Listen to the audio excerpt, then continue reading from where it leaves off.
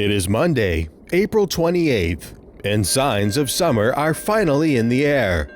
For the first time this year, temperatures have climbed to a warm 20 degrees Celsius. We are trackside along the Canadian National's Napadogan Subdivision, where CN Job 535 is making its way towards the Chipman lumber mill.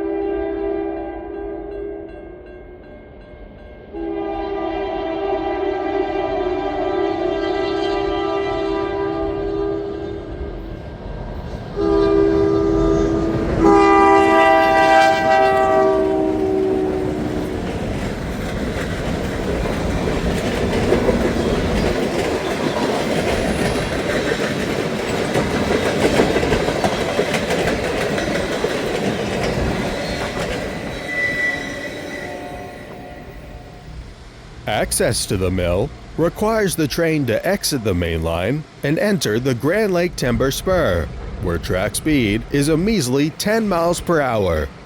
Job 535 approaches Dufferin Road in Chipman. To avoid causing disruptions through town by blowing the horn, the conductor steps on foot and protects the crossing from oncoming traffic.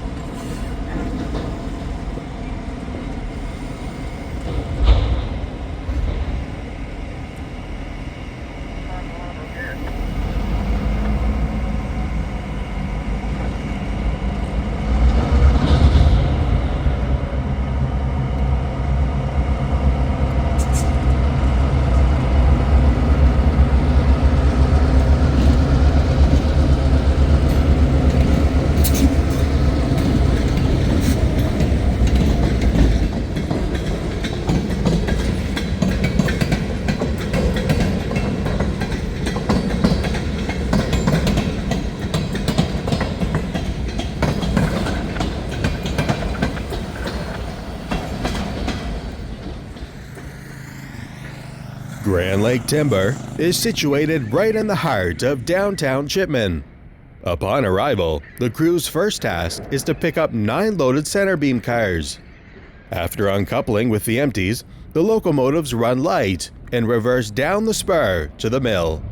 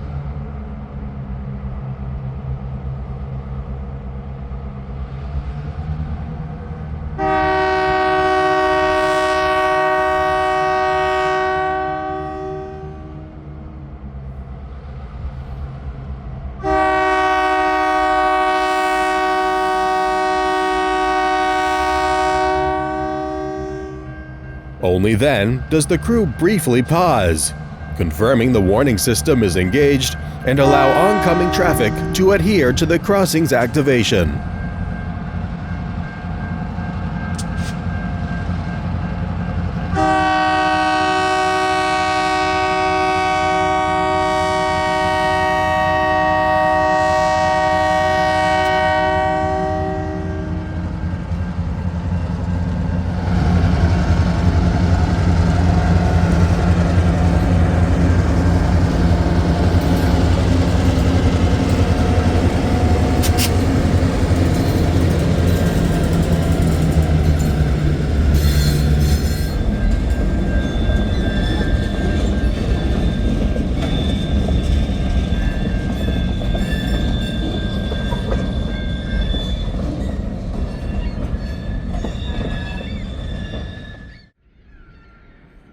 Grand Lake Timber's Sawmill is one of the largest in eastern Canada.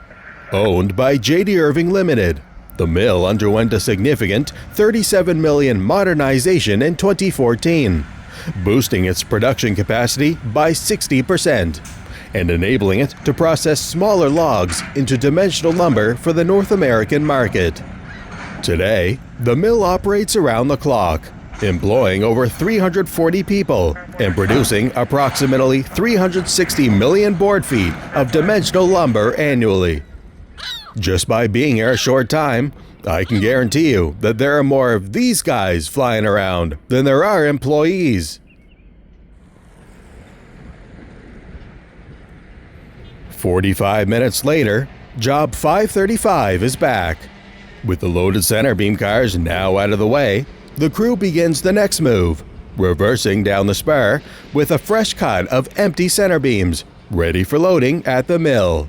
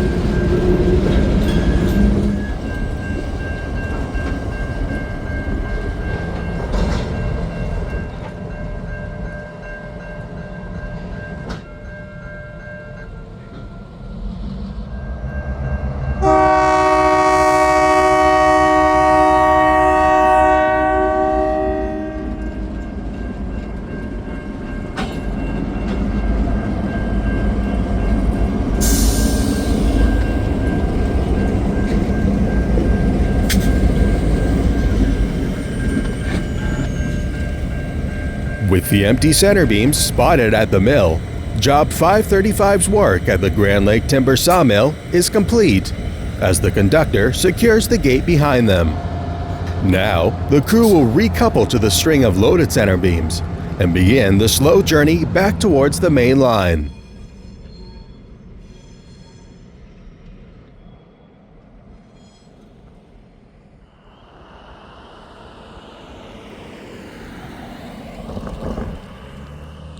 Returning to Dufferin Road, Job 535 is once again in reverse. The crossing sits at the south end of a Y, a vital piece of track that allows the crew to back the train onto the main line, reorienting it to face the opposite direction from when they arrived. Reversing trains in such a manner is a precise two-person operation, requiring constant communication between the engineer and conductor to ensure a safe and controlled move every step of the way.